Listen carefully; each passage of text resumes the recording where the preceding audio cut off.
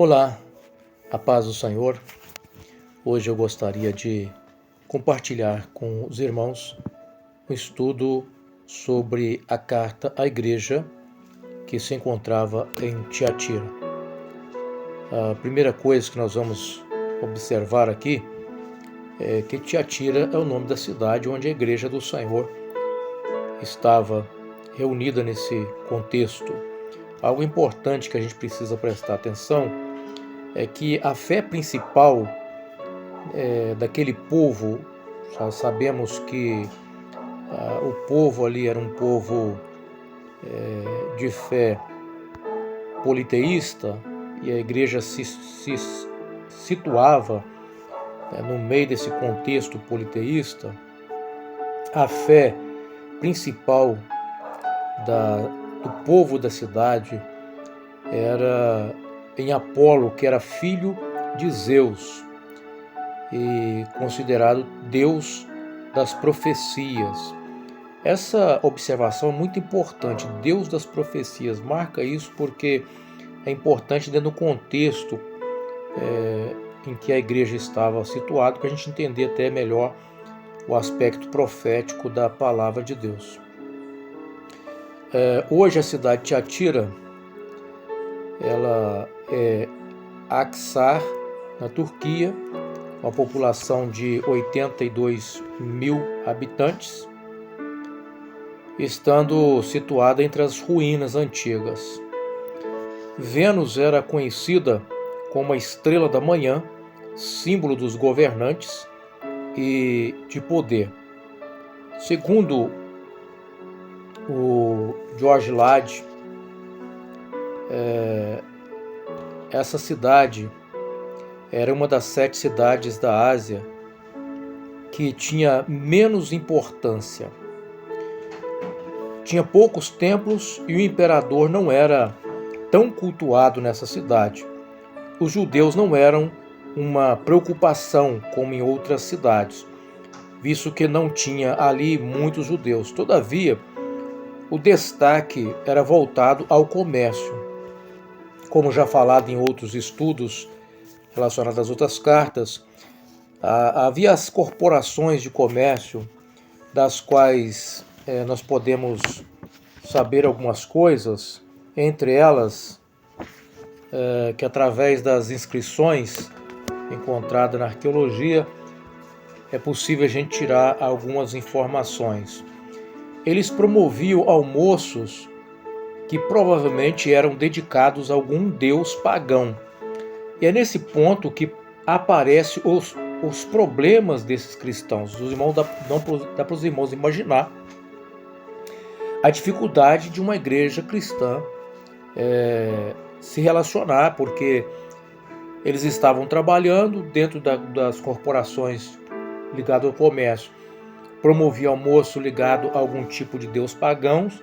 E aí, como é que os cristãos ficavam com relação a isso, né? Como que você que está me ouvindo agiria nessas condições? Lade ressalta que seria quase impossível alguém trabalhar em um comércio ou indústria nessa cidade sem estar filiado à corporação correspondente. E aí é que entra a grande dificuldade. Como que os cristãos deveriam agir? Deveriam participar livremente desses almoços? Quando Jesus diz essas coisas, diz o Filho de Deus, é provável que ele estivesse ali confrontando a falsa adoração ao imperador romano, que também se intitulava Filho dos Deuses. Lembra que a fé principal era em Apolo, que era filho de Zeus, e também você tinha que também a própria ideia do imperador romano ser intitulado Filho dos Deuses. Então, quando Jesus fala isso, diz o Filho de Deus, provavelmente ele estava ali confrontando a fé pagã daquela cidade. Essa igreja, ela estava com problemas com questões doutrinárias e morais. Geralmente isso é comum nós enfrentarmos das igrejas, problemas relacionados à moralidade, a questões espirituais. Em alguns aspectos, algumas igrejas com problemas doutrinários. E nós precisamos entender que era exatamente esse o problema que afetava essa igreja que se encontrava aqui em Tiatira. Ela não estava disciplinando seus membros. Ao não disciplinar os membros, o que estava acontecendo? A imoralidade acabava se tornando algo influente na vida dos próprios membros da igreja. Por quê? Porque a imoralidade era um modo de vida daquelas culturas pagãs. Eles viviam de modo que, do ponto de vista cristão, judaico-cristão, daquilo que Deus nos ensina como aspecto moral, eles viviam na contramão dessas coisas. Então a imoralidade permeava todo o canto daquela cidade. No caso de Tiatira, a origem do problema estava numa mulher chamada Jezabel, que era símbolo dessa imoralidade. Essa figura de Jezabel, nós podemos ver que ela aponta exatamente para a degradação moral e espiritual que estava acontecendo naquelas igrejas, uma vez que também o nome de Jezabel acaba aparecendo também em outros contextos. Mas aqui, certamente, nós podemos ver símbolos relacionados com os próprios nicolaítas, que estavam trazendo às igrejas um baixo padrão moral, que considerava não haver mal algum em se alimentar do sacrifício aos ídolos e em cultuar o imperador. E ainda assim também não via nenhum mal com relação à prática da prostituição. Assim entende alguns estudiosos com relação àquilo que os nicolaítas estavam ensinando, disseminando como falsa doutrina ou como heresia no meio da igreja. Agora, algo interessante que eu gostaria de compartilhar com os irmãos é que a Gospel Prime realizou uma enquete no Twitter questionando sobre a opinião dos leitores em relação às evidências de que realmente estamos vivendo o fim dos tempos.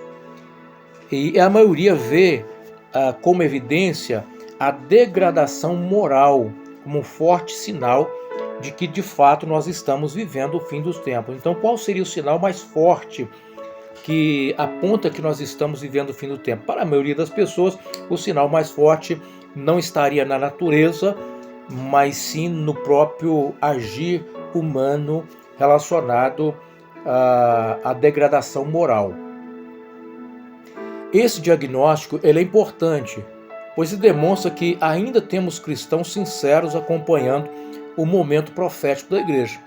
Embora os fatores como esses sempre estivessem presentes na vida da igreja, com menor ou maior grau em algum momento da história da igreja, chegando ao ponto da necessidade até de uma reforma protestante, como aconteceu no século XVI, naqueles dias da reforma protestante, muitos acreditavam que já haviam chegado o fim e que veriam a qualquer momento o Cristo vindo. Por quê? Porque eles olhavam para o contexto que eles estavam inseridos, a degradação moral estava presente e outros sinais também que era possível identificar como sinal que apontava para o fim. A não comodidade dos fiéis naqueles dias acabou levando a igreja a experimentar um avivamento. Então a igreja experimentou de fato no século XVI um avivamento. Por quê? Porque os cristãos fiéis eles não se conformaram com a situação e buscaram então a presença de Deus. Momentos como estamos vivendo são momentos cruciais para que os fiéis manifestem em busca de um mover restaurador por parte de Deus. Sabemos que tudo indica que Cristo está às portas, mas não sabemos com certeza a que momento virá. Diante disso, é preciso nós lutarmos tanto para o despertamento dos cristãos para o grande dia da vinda de Cristo. Essa é uma necessidade, buscar a igreja levar os cristãos a despertar para essa consciência, para o despertar do momento que se aproxima a volta de Cristo, quanto também da necessidade de pensarmos que tipo de herança de fé estamos deixando para os nossos filhos. Por quê? Nós não podemos afirmar com certeza se Cristo virá ainda nessa geração. Tudo indica que sim, mas, veja bem, no século XVI, muitos creram que aconteceria a volta de Jesus naquele período e não aconteceu. Diante disso, nós podemos pensar os nossos filhos, que tipo de herança que nós estamos deixando para os nossos filhos, para a geração que vai levar avante a palavra de Deus. É importante a gente pensar nisso.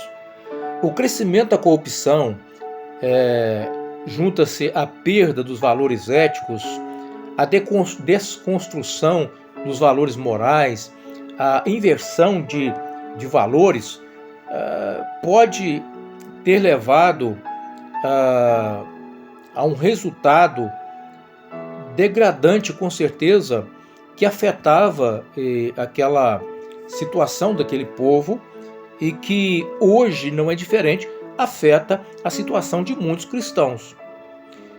Muitos cristãos estão deixando-se influenciar pela corrupção dessa vida, por perda de valores éticos, já não levando mais em consideração as questões éticas e morais que devem pautar uma vida cristã, levando em consideração a posição do cristão como sal da terra e como luz do mundo. Interessante que para a igreja de Tiatira, Deus diz que com relação à mulher chamada Jezabel, que estava afetando negativamente aquela comunidade, diz a palavra do Senhor que o Senhor deu tempo para que ela se arrependesse. Essa expressão demonstra a misericórdia de Deus. Antes do julgamento, ele concede misericórdia. Ele dá tempo para as pessoas se arrependerem. O cristão deve saber que, mesmo Cristo sendo misericordioso, ele julgará quando chegar a hora. Não devemos brincar com o pecado. Antes do julgamento vem o conselho. E a palavra do Senhor em Hebreus, capítulo 12, versículo 1 ao 3, diz assim: portanto, uma vez que estamos rodeados de tão grande multidão de testemunhas, livremo-nos de todo o peso que nos torna vagarosos e do pecado que nos atrapalha, e corramos com perseverança a corrida que foi posta diante de nós. Mantenhamos o olhar firme em Jesus, o líder e aperfeiçoador da nossa fé. Por causa da alegria que o esperava, ele suportou a cruz sem se importar com a vergonha. Agora, ele está sentado ao lado de honra, à direita do trono de Deus. Pensem em toda a hostilidade que ele suportou dos pecadores. Deste modo, vocês não ficarão cansados nem desanimados. Perdão. Ainda em Hebreus capítulo 12, versículo 8 e 9, nós encontramos: Jesus Cristo é o mesmo ontem, hoje e para sempre. Portanto, não se deixe atrair por ensinos novos e estranhos. A força de vocês vem da graça de Deus, e não de regras sobre alimentos que em nada ajudam aqueles que a seguem. Embora o versículo 8, que nós acabamos de ler, seja usado muitas vezes para falar do poder de Jesus em operar milagres, o contexto demonstra a sua posição insubstituível como sumo sacerdote ou sumo pontífice e redentor da igreja. Depois do conselho vem a advertência. Se nós continuamos seguindo o estudo de Hebreus, nós vamos perceber que o que nós encontramos? Se continuarmos a pecar deliberadamente depois de ter recebido o conhecimento da verdade, já não há sacrifício que cubra esses pecados. há somente a assustadora expectativa do julgamento e do fogo intenso que consumirá os inimigos. Isso se encontra em Hebreus, capítulo 10, versículo 26 e 27. Tudo isso demonstra seu amor e misericórdia. Não há prazer em Deus em condenar quem quer que seja. A palavra de Deus diz assim: dê-lhe tempo para que se arrependesse. De acordo com Lade, isso se refere a um incidente que aconteceu no passado, quando Deus, de alguma forma, repreendeu a falsa profetisa para levá-la ao arrependimento. Allen, 2010, página 769, também encontramos a seguinte afirmação, abre aspas: por sua graça e paciência, o Altíssimo concedeu tempo daquela igreja, a fim de que ela se arrependesse, mas ela se recusou a fazê-lo. Então, não existe nenhum apelo para o arrependimento nessa mensagem, apenas anúncio do juízo. Bom, não devemos entender aquela mulher como toda igreja, como parece colocar aqui a interpretação de Allen. Mas alguém que fazia parte dela e estava corrompendo os outros. O tempo do julgamento chegou para ela. Ela quem? A mulher que estava corrompendo. E isso incluía também os seus filhos. Não sabemos o tempo que Deus determina para cada um se acertar. É uma loucura cristãos que protelam a decisão de se renderem aos pés do Senhor em arrependimento. Nós não sabemos qual o tempo que Deus determinou para que cada um possa se ajustar à sua conduta em arrependimento e renovar o seu conserto com Deus. Aqueles que não chorarem arrependidos em tempo de perdão, chorará de remorso em tempo de condenação. Isso é fato. Mateus capítulo 25, versículo de número 11 e 12, encontramos: e depois chegaram também as outras virgens, dizendo: Senhor, Senhor, abre-nos. E ele respondendo disse: em verdade te digo que vos não conheço. Todo cristão deve ter cuidado para não acostumar com o pecado, antes deve condená-lo e rejeitá-lo, abandoná-lo. Provérbios 28, 13 e 14, nós encontramos assim: quem oculta os seus pecados não prospera. Quem os confessa e os abandona recebe misericórdia. Quem teme fazer o mal é feliz, mas quem endurece o coração cai em desgraça. Provérbios 28, 13 ou 14. Bom, a Jezabel dos tempos de Elias teve seu tempo de julgamento, mas antes Deus enviou o seu profeta. Acabe mostrou sinais de arrependimento, e assim Deus acabou adiando a sua punição. Esse foi um tempo oportuno que Deus também estava concedendo para Jezabel se arrepender. Só que em vez disso, ela influenciou seus filhos para cometerem os mesmos pecados. O quadro parece se repetir agora dentro da igreja. O filho de Jezabel, que cometeu idolatria por conselho dela, foi lançado no leito de aflição e não se arrependeu e, consequentemente, morreu, conforme nós encontramos no segundo livro dos Reis, capítulo 1, versículo 2, e também Isaías, capítulo 28, versículo 20. A cama se tornou, dessa forma, símbolo de tribulação e angústia do corpo e da mente.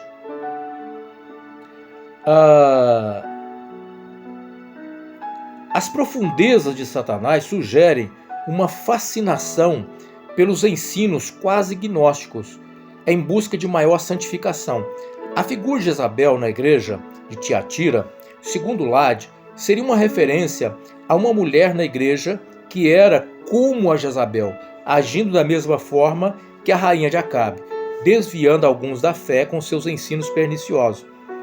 Da mesma forma, Fraga também entende que se trata de uma mulher que influenciava os outros crentes com seus maus ensinos. Deus promete punir Jezabel, afligindo-a com alguma doença física. Essa falsa profetisa alegava, dizendo que seu ensino levaria os seus discípulos a conhecerem os mistérios de Deus. Mas, na verdade, esses mistérios não provinham de Deus. Eles seriam, na verdade, provenientes de Satanás.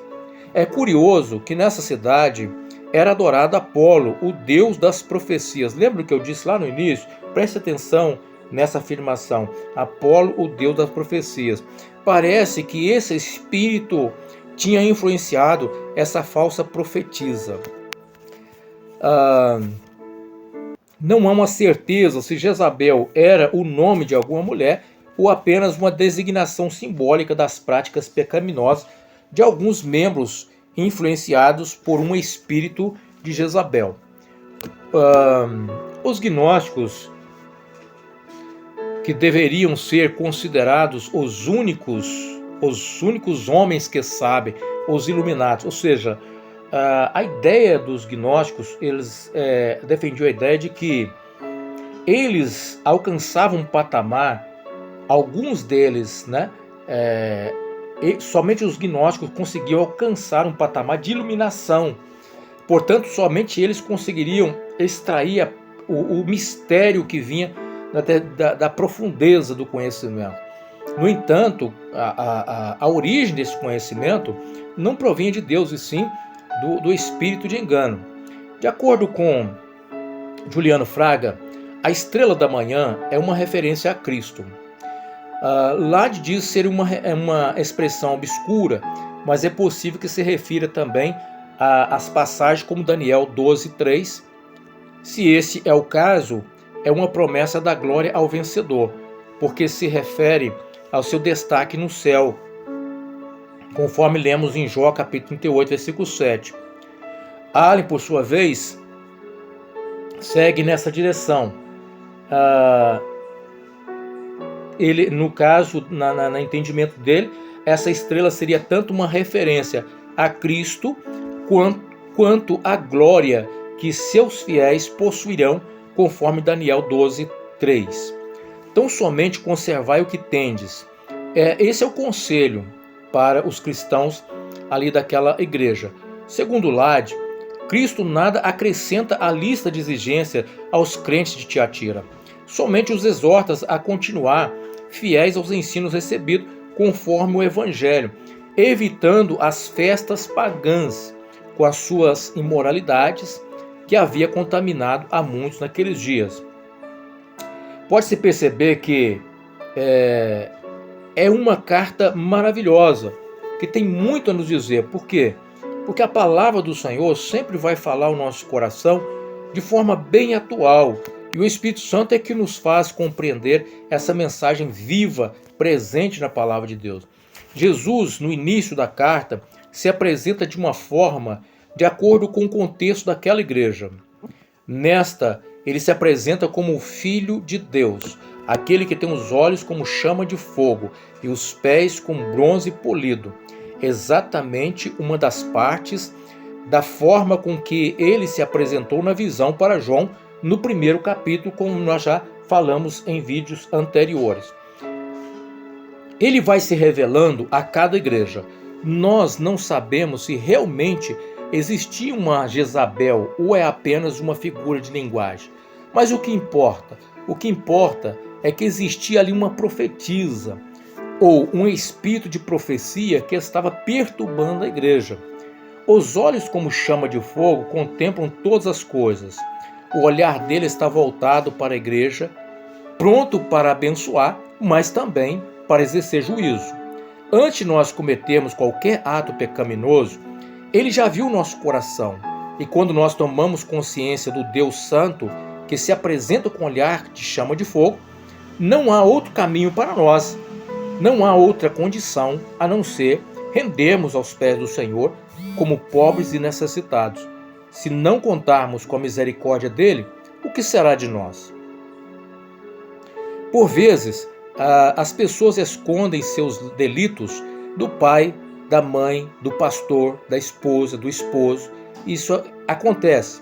Mas Deus é misericordioso. Ele realmente é um Deus misericordioso. Mas se entendermos a profundidade que é o olhar de Deus sobre a nossa vida, nos prostraremos diante do Senhor com o coração contrito, suplicando por misericórdia, para que esse amor, essa bondade de Deus nos alcance enquanto há tempo. Pessoas ocultam suas falhas uns dos outros por medo das consequências. No entanto, muitos não têm medo do juízo de Deus. Só que não podemos esquecer do que a palavra de Deus apresenta sobre esse Deus. Estamos no momento em que as pessoas esquecem de quem de fato Deus é. Hebreus capítulo 10, versículo 31 diz assim: terrível é cair nas mãos do Deus vivo. A liderança precisa ser o exemplo para com aqueles que são liderados. O apóstolo Paulo dizia: sede meus imitadores, assim como eu imito a Cristo. Quando a liderança está em conformidade com a palavra de Deus, ela se torna um exemplo a ser seguido. Vi no seu amor, a sua fé, seu serviço e a sua perseverança. Preste atenção. O Senhor está vendo todas essas características como algo positivo na vida daquela igreja. Sempre existiu e sempre existirão cristãos fiéis a Deus, que não são reconhecidos pela liderança e nem pela própria comunidade, mas o Senhor vê o seu amor, seu trabalho, sua fé e perseverança. O pastor daquela igreja cresceu na fé, cresceu no amor, cresceu no serviço e na perseverança. Olha que coisa maravilhosa. Assim deve ser todos os cristãos. Não podemos ficar estagnados e achar que nós alcançamos tudo. Precisamos continuar avançando, crescendo, contando com o auxílio do Espírito Santo para nos fazer crescer em todas essas qualidades elogiadas pelo Senhor. Isso foi possível pela graça de Deus.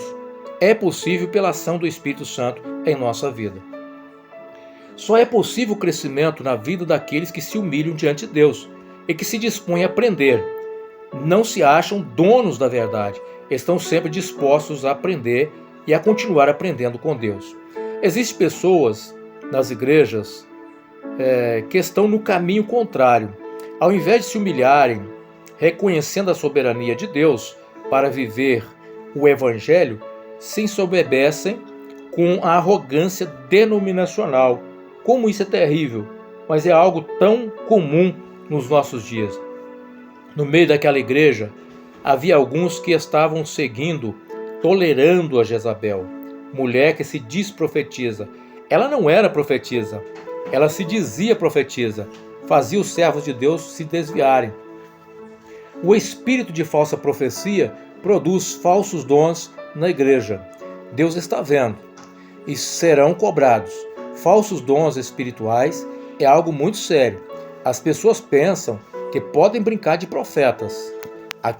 Alguém dizer, assim diz o Senhor, quando o Senhor não está dizendo, mesmo que seja coisas boas, na verdade vai induzir ao mal. Os gnósticos tinham aquela ideia de que uma elite alcançava a sabedoria, uma verdade que os demais não alcançavam. No ocultismo tem muito disso. Em alguns círculos cristãos parece seguir exatamente esse caminho. Há uma elite dentro do cristianismo que acha que alcançou um patamar mais elevado em termos de conhecimento de mistérios que nenhum outro cristão alcançou. Como isso é complicado à luz da palavra de Deus. Deus promete recompensa para aquele que permanecer fiel ao Senhor. E assim, eu encerro essa nossa reflexão dentro desse estudo com a palavra de Deus. A promessa de recompensa do Senhor para os fiéis que guardam a sua palavra e que rejeitam ao falso ensino. Então veja bem, aqueles que guardam a palavra do Senhor, que rejeitam o falso ensino, são aqueles que vão ser recompensados pelo Senhor, conforme a promessa que se encontra na carta à igreja de Tiatira. Espero ter contribuído com alguma coisa para edificar a sua vida. Se você gostou, não esqueça de comentar, deixar o seu like e compartilhar para que o outro também seja abençoado em nome de Jesus.